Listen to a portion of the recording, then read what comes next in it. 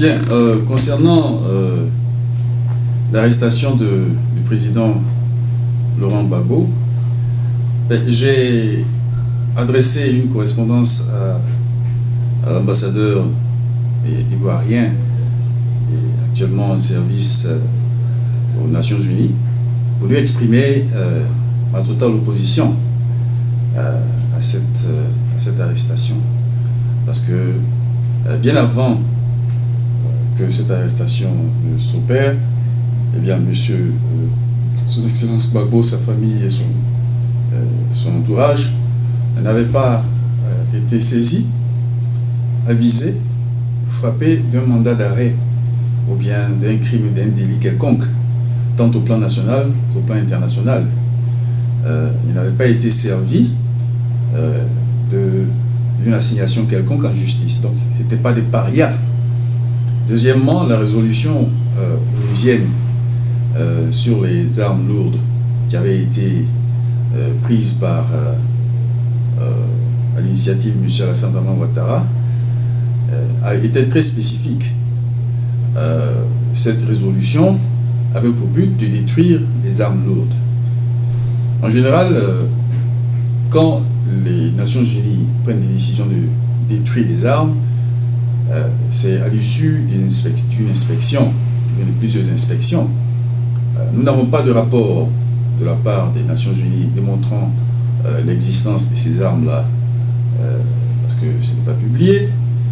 Et comme ça, on commence à bombarder le palais présidentiel et bien d'autres résidences civiles, et militaires et tout.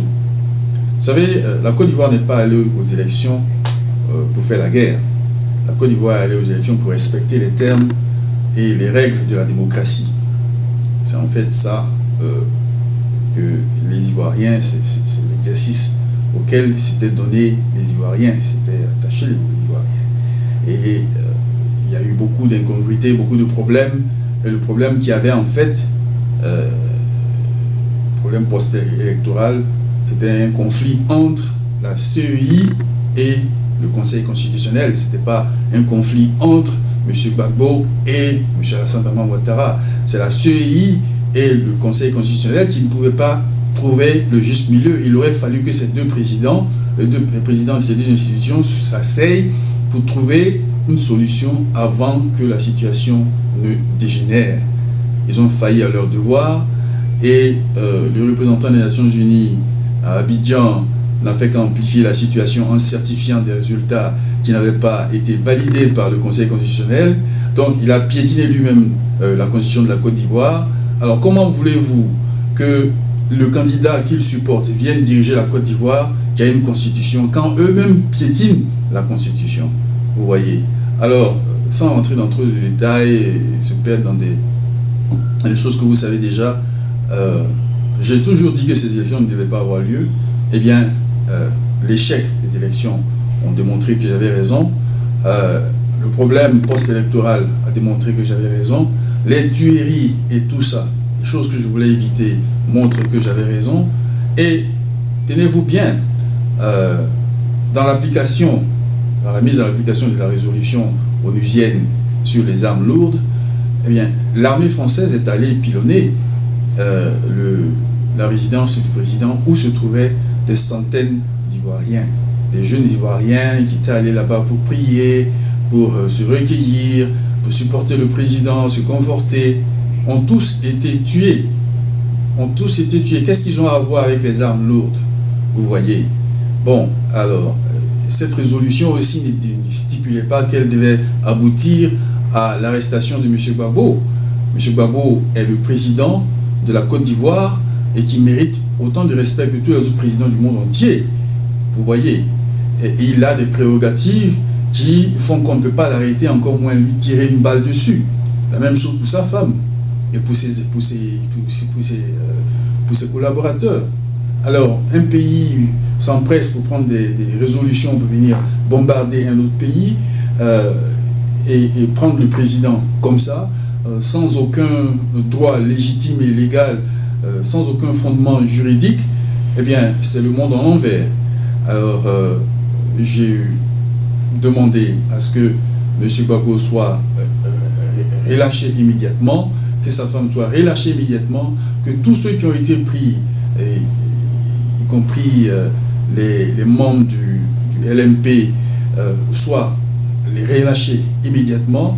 Il faut que la France et les Nations Unies s'apprêtent à compenser toutes ces victimes pour les dommages et intérêts à eux causés par la malinterprétation, la mauvaise interprétation de cette résolution qui se sont empressés d'aller prendre contre les Ivoiriens. Vous voyez. Alors, le problème en Côte d'Ivoire, il est très simple. Hein? C'est le même problème qu'il y avait eu aux États-Unis en 2000, lorsque Al Gore et George Bush s'étaient retrouvés dans ces situations post-électorales. Une décision simple avait été prise. Il s'agissait de recompter les votes, et ils l'ont fait. La Cour suprême a ensuite tranché, et les Ivoiriens, enfin les Américains, sont allés au travail. Ouais, c'est la même chose. C'est ce que demandait M. Gbagbo. Il a demandé à ce qu'on fasse le recomptage des voix.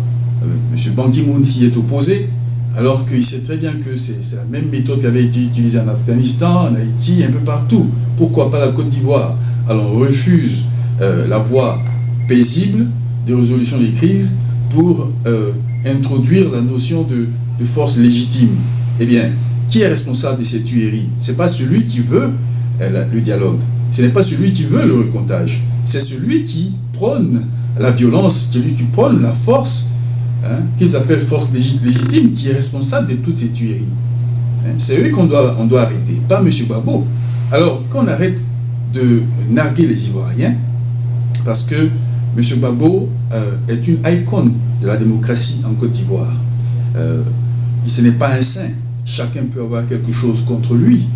Mais en ce qui est du traitement du problème électoral, la prépondérance des chefs d'accusation, des fautes, évidemment, émane de la mauvaise vision, de la mauvaise interprétation et des lois, hein, des lois ivoiriennes, et même des